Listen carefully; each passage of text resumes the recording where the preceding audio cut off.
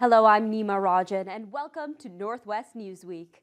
Ontario residents have now had some time to sift through and digest the Ford government's first provincial budget. On Friday, Thunder Bay's mayor and the president of NOMA voiced their thoughts on how the spending plan will affect our region. Shane Pasquino has more. After the Progressive Conservative government released the first budget of their mandate, which is projected to run an over $10 billion deficit, Thunder Bay Mayor Bill Morrow is left with more questions than answers. We didn't hear mention of the new jail, which was a pretty strong, pretty clear commitment. We didn't hear any commitment to cardiac surgery, which was a pretty strong, clear commitment. The guns and gangs piece, some money to help the police, which we've been lobbying for quite some time. We didn't hear anything about that except for the $16 million, which is over 2 years, which is for the whole province. So there's lots to be concerned about at this point. The Ford government also pumped the brakes on the Liberals' plan to increase provincial gas tax funding for municipalities. Thunder Bay have been receiving about $2 million annually from the province through the tax. And it was intended to increase by 2021 to be doubled. So for Thunder Bay, that would have meant another $500,000 per year. So from the $2 million to 2.5 to 3, ending up at $4 million. And now that's been put on hold or canceled. I'm not sure which yet, but that will mean over the term of this municipal government, a loss of $2 million, about $500 a year if in fact it does not happen or come to fruition. Like Morrow, Wendy Landry, president of NOMA, is trying to remain optimistic of what's to come despite the significant cuts in many areas. We were encouraged by the plan for the strategy for the forestry industry. We've been advocating for the forestry industry for some time. We're hoping that gives an opportunity for Made in Ontario Woodworks. 15,000 beds, long-term beds. We're hoping that flows this way as well. So not a lot of information from municipalities at this time, but we remain cautiously optimistic on hopefully some of the changes. The announcement on the transit piece, we're hoping that benefits this area as well, maybe through Bombardier getting some of that work. Once more information is released, Landry says NOMA can move forward with dialogue involving the different ministries to try and figure out what's best for Northwestern Ontario. We make sure that we're advocating for the Northwest and our municipalities and our communities to ensure that they keep us in mind and keep the Northwest in mind when they're making their decisions on what these cuts look like and where exactly they're going to happen. NOMA's annual general meeting begins April 24th in Thunder Bay, and up to 4 PC government ministers are expected to be here to meet with regional politicians. Shane Pasquino, TVT News. The future of the region's energy grid was the focus of Wednesday's Northwest Ontario Regional Electricity Forum.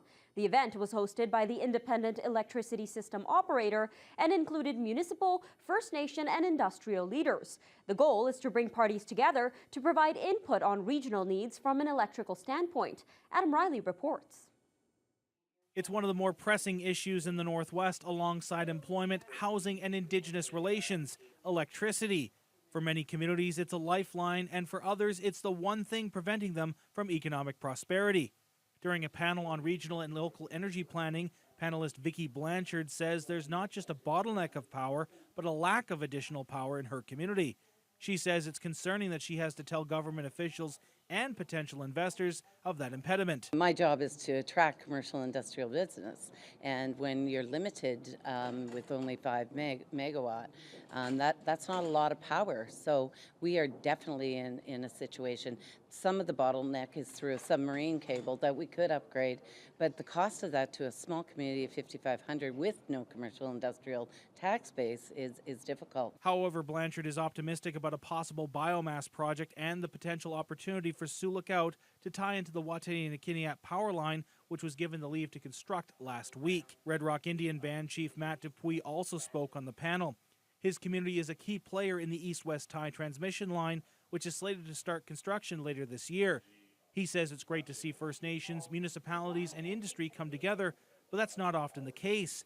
He adds sometimes it takes too long to start beneficial projects. There's a lot of exploration going on in the area, and we need to know exactly what's going on, what their usage is going to be, so that we can start planning ahead. Sometimes we take too much time in planning and not enough time in implementing these plans, because by the time we get these plans mobilized, sometimes these projects fall offline because it's not feasible for them to connect in Northwestern Ontario. Terry Young is a vice president with the Independent Electrical System Operator. He says the agency is aware of the emerging needs in the north and forums like this help them get a picture of what needs to be done. And so that's what we're trying to do, is get those perspectives so that, as we work together in the future to meet electricity needs, we're incorporating that local input as well. Adam Riley, TBT News. Charges have been laid in connection with a fatal collision in September of 2018 on Highway 1117 near Dorian. 60-year-old Thomas Long and 59-year-old Shelley Long of Terrace Bay were killed when their SUV came into collision with a pickup truck. OPP say their investigation has determined that the collision occurred when the pickup crossed the center line into the oncoming lane. A 40-year-old Scriber man has been charged with 2 counts of careless driving causing death. An unexpected change in administration in Dryden to report this week, with an appointment of a new interim fire chief. In a short press release Monday, the city announced that the deputy chief, Cora McRae, had assumed command of the department, replacing Ryan Morrell, who had served as chief since 2017. Morrell was at the center of a revolt last year by several of the city's volunteer firefighters. They called for his dismissal from the department and stopped responding to calls, which caused the city to reevaluate its fire service model. The city's release gave no other details of the situation, stating that there would be no further statements made at this time regarding the matter. The results of the public survey on police costing in Dryden are out. The city is looking at the cost of disbanding the Dryden Police Service in favor of the OPP. In total, 474 people took the survey, and of that, 431 of the respondents answered that they are from Dryden. When it came to the question of service models, 365 people responded, with almost 60% preferring the DPS, followed by 33% support for the switch to the OPP.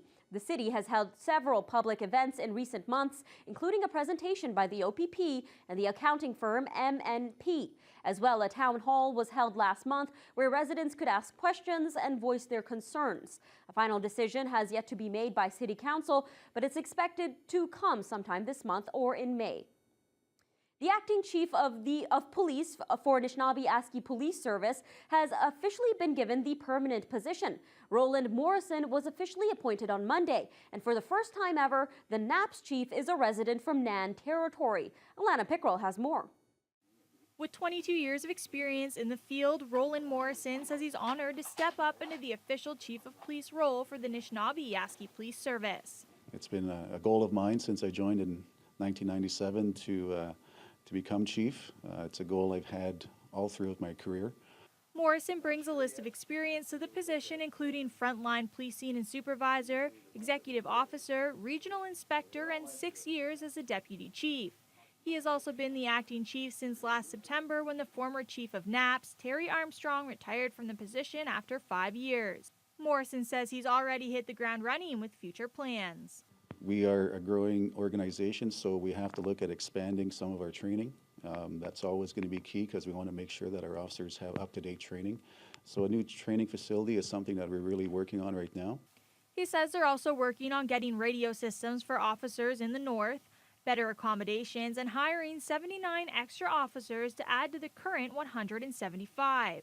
The higher numbers will help NAPS address the greater needs within the 34 communities where they are stationed. Drugs is always a big issue. You know, the opioids is very prevalent up north as well. So that is something that they want us to tackle. And so when we look at our deployment plan of the 79 officers over the next 5 years, some of those officers will be dedicated to specialized units to combat what's coming into our communities. No date has been set yet for the official swearing-in ceremony, but Morrison says it will happen sometime after he heads home for the annual spring hunt. Alana Pickrell, TVT News. A traffic stop on Tuesday along the Kenora bypass has netted an Alberta man several drug-related charges after OPP discovered almost 10 pounds of cocaine inside his vehicle. The discovery was initiated after the westbound vehicle was stopped for a Highway Traffic Act violation. A further investigation and search of the vehicle uncovered the cocaine, worth an estimated $448,000. As a result, the 44-year-old man from Calgary has been charged with possession and trafficking charges, as well as 5 counts of failure to comply. He was scheduled to appear in court on Wednesday. With a reopening of the Fort Frances Mill seeming less likely by the day, a longtime supporter says it may be time to look at the situation from a different perspective. Kenora Rainy River MPP Greg Rickford says Resolute Forest Products had a backstop agreement in place which nullified the wood rights claim many in the town were clinging to. Residents of the town hope that the mill could only be sold to a company which planned on reopening the dormant operation. With facts coming to light about MNR stating Resolute was not wrong, Rickford says he's been in conversations with a number of organizations. On the ground, we've moved discussions like wood rights out of the way. We know that if a new market entrant wants to come in there, they'll have access to fiber. So now we're talking about the business opportunity, and we're getting the people to the table who can prospectively open this asset in whole or in part. Rickford says he's committed to reestablishing Fort Frances as a meaningful member of the forestry sector. Coming up next, after the break, officials at Thunder Bay's Regional Health Sciences Center start 2018 off with a fundraising effort for its new cardiac surgery unit.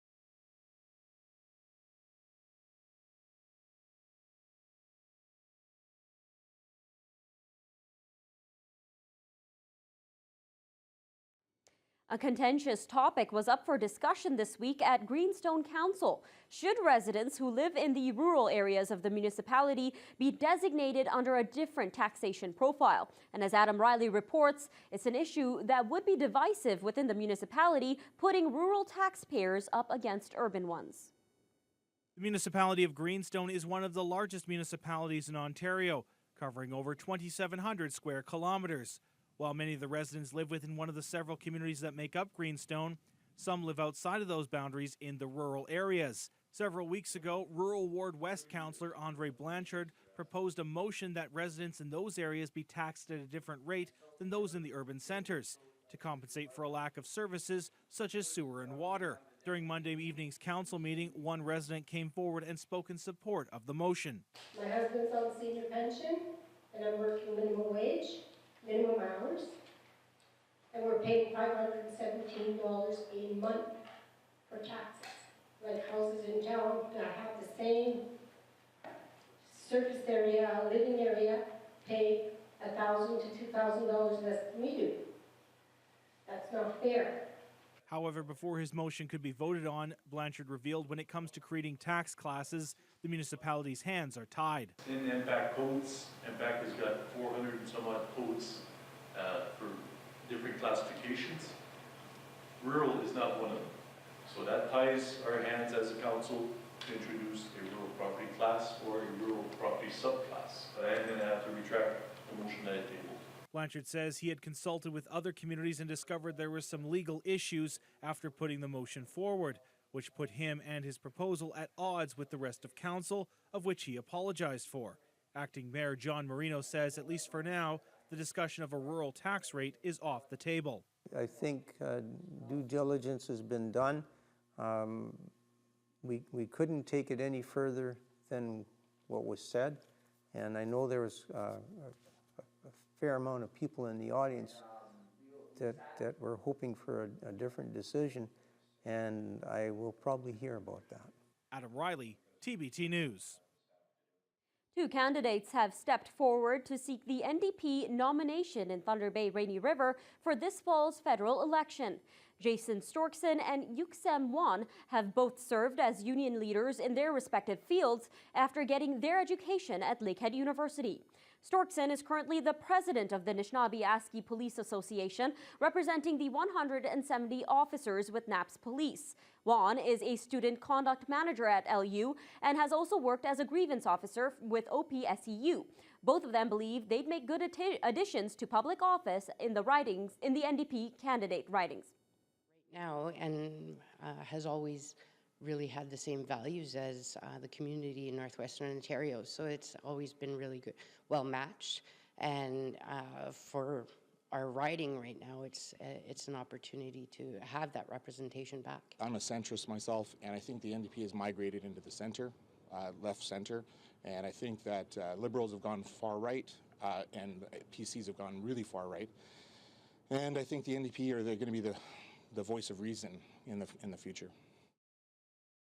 The NDP nomination meeting for Thunder Bay Rainy River is expected to be held sometime near the end of May. There is still no timeline for when the production will resume at Goldcorp's Musselwhite mine. Work crews are still pumping water out of the underground shafts affected by last month's fire. The fire started in a conveyor belt and resulted in a power shutdown, which stopped pumps that keep water out of the work areas. A spokesperson for the company says crews are systematically clearing sections of the mine, re-establishing underground communications and dewatering. Surface operations at the mine were not affected, which employs around 700 people. The Matawa First Nations are rejecting the Ontario government's proposal to repeal the controversial Far North Act. The Matawa Chiefs Council says they oppose the current plans and says if the act is to be replaced by some other legislation, the Matawa communities must be involved in the decision-making framework. Meanwhile, the issue was also debated at Queen's Park this week. Kiiwetinoong MPP Sol Mamakwa says while Northern First Nations want to benefit from resource extradition on their lands, they worry that they won't be properly consulted if the province scraps the Far North Act. He asked the government to commit to proper First Nations engagement before implementing any regulations to replace the act. Concerned the minister is undermining the duty to consult when he refers to cutting red tape. Speaker, First Nations are not red tape. I haven't met a First Nations leader in my extensive time living and working up there who liked anything about this act, Mr. Speaker. Designations of park status on some of their traditional lands and including some of their reservation lands, Mr. Speaker. This is completely unacceptable. It is put a stop to good business opportunities in Northern Ontario. Of course, First Nations communities, Mr. Speaker, ought to have, as my learned colleague said, every opportunity to develop their resources, participate in the economic activity, and see an improvement in the overall conditions, economic conditions and prospects in their communities moving forward. And that's exactly what we intend to deliver. Council in Terrace Bay have amended the contribution agreement with its federal and provincial partners regarding the waterfront development project. Initially, the $3.4 million project funded through Town, FedNor, and the NOHFC also had the support of Parks Canada. But that agency has pulled out, and with it, its contribution of $600,000. Mayor Jody Davis says the project is now valued at $3.1 million. A concern is when a project has to be revised, federal and provincial funding partners also have to revise their funding commitments. Now, fortunately, Davis has some good news to report. Maintain that amount, which is really good for the municipality because we've had to reduce the scope of the project by $300,000, and the community has picked up the rest of that, so we're paying a little bit more than we would have had to. So we're moving ahead with it, and hopefully we'll have the RFPs in, and we'll move ahead with an engineering firm shortly. Davis says the major components of the project are staying put, such as the proposed water, sewer, and hydro lines, as well as the boardwalk and pavilion. However, certain elements, such as the walkway down to the waterfront and the paving in the parking lot, may be scaled back. Coming up next, several organizations have come together to help preserve and promote the Ojibwe language.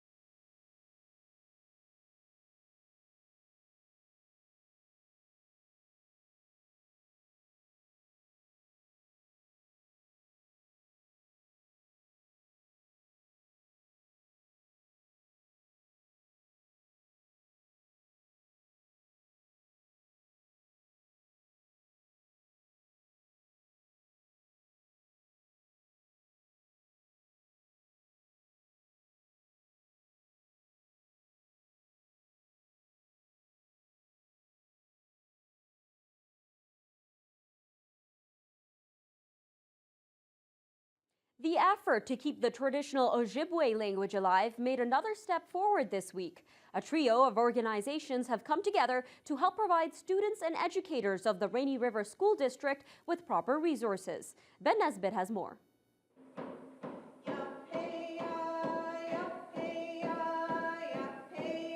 Members of the Rainy River District School Board, Seven Generations Education Institute, and Say It First gathered to launch the Ojibwe language strategy, also known as Anishinaabe Moda. It looks to help families who want to teach their kids the traditional language, as well as students and teachers. Director of Education for the Rainy River District, Heather Campbell, says it's crucial to support the continuation of the Ojibwe language. Students need their language. It's part of self-identity. It's also part of success. We've always made a commitment to the communities to provide Ojibwe language programming. It's a challenge. We only have one faculty of education, and we're truly grateful for that in Northwestern Ontario. But it certainly cannot replace the over half of Ojibwe teachers across the region that are set to retire within the next 5 years. The founder of Say It First, Mike Parkhill, points out that keeping Indigenous peoples aligned with their culture is vital for mental health. When we look at the Indigenous life without culture and without language, we see a suicide rate that's alarmingly high. There's direct correlation between not knowing the language, building self-identity, and substance abuse, truancy, gang activity. So this is a preemptive way to thwart all those social issues off. The program is also featured in early childcare programs within the Rainy River District. Ben Nesbitt, TBT News. Two people from southern Ontario are facing a long list of charges following a failed attempt to pass counterfeit currency in Schreiber. OPP were called Tuesday afternoon after a gas bar was given a fake American $100 bill. Video from the business helped police identify two suspects, and their vehicle was located a short time later. When apprehended, it was found that the suspect's vehicle had been stolen. They were also in possession of fake identification, stolen checks, more counterfeit currency, several weapons, and a quantity of meth and LSD. A 48-year-old man and a 25-year-old woman remain in custody. The town of Red Rock is testing out a pilot project which will see the rec center open during the summer months. In previous years, the facility is shuttered during the summer months in favor of outdoor activities. But this year, Red Pebbles Cafe will stay open, offering residents and visitors a place to eat, as well as the bowling alley, arena, and other amenities will be open. CAO Albert Hedrick calls the rec center a major hub for the town and says the community is expected to be really busy in 2019. We have a lot of construction that's going to be coming to this community this year. And therefore, we want to see if we can promote it a little bit more, not only within the community, but outside the community as well. And we want to do some networking so we can use the full capability of this facility. It does cost money to operate this facility, but any rec association, I should say, rec complex, is not there to make money. It's a quality of life. Hedrick says the rec center is also close to the marina, which also acts as a hub during the summer months. And that's all for this edition of Northwest Newsweek. Stay tuned next week for a brand new episode. I'm Nima Rajan. Take care.